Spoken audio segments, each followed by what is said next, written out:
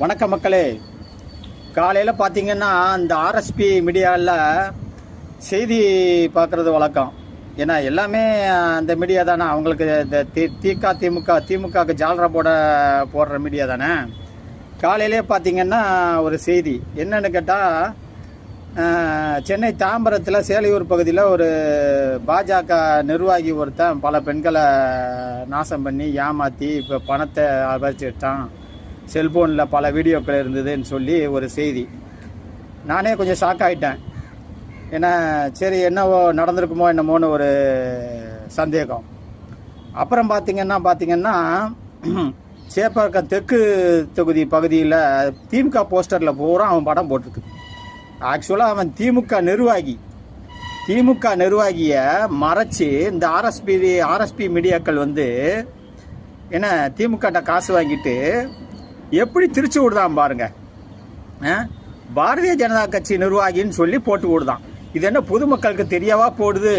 பார்த்த உடனே பொதுமக்கள் ஏமாந்து ஒரு அவப்பேர், அந்த கட்சி மேலே ஒரு அவப்பேரை உண்டு பண்ணுங்கிறதுக்காண்டி இந்த மீடியாக்கள் இந்த மாதிரி காசு வாங்கிட்டு இந்த மாதிரி பண்ணிக்கிட்டு இருக்குது.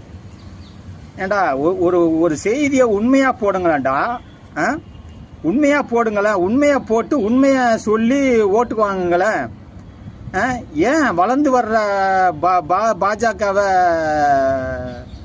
நசுக்க பார்க்குறீங்க? எது எப்படியோ, ஆனால் 2026 கண்டிப்பாக திமுக மண்ணை கவ போகிறது உறுதி. கண்டிப்பாக மண்ணை கவிரும். தொடர்ந்து நீங்கள் ஆட்சிக்கு வந்த சரித்திரமே கிடையாது. ஆனால் இப்போ எந்த திட்டத்தையும் நிறைவேற்றாமல் 100 நாளில் நிறைவேற்றி தரேன்னு சொல்லிவிட்டு அந்த பெட்டியை எங்கே போய் வச்சிங்கன்னே தெரியல. அந்த பெட்டியவே காணும். ஏன்னா எந்த திட்டமும் நிறைவேற்றலை. ஆக மொத்தத்தில் எதையாவது பொய்யும் புரட்டும் சொல்லியாவது மறுபடியும் ஒருக்க வரலாமான்னு முயற்சிக்குங்க மக்களே. கண்டிப்பாக அது பலிக்காது. ஏன்னா 2026 தமிழகத்தில் தாமரை மலரத்தான் போகுது. இது உறுதி.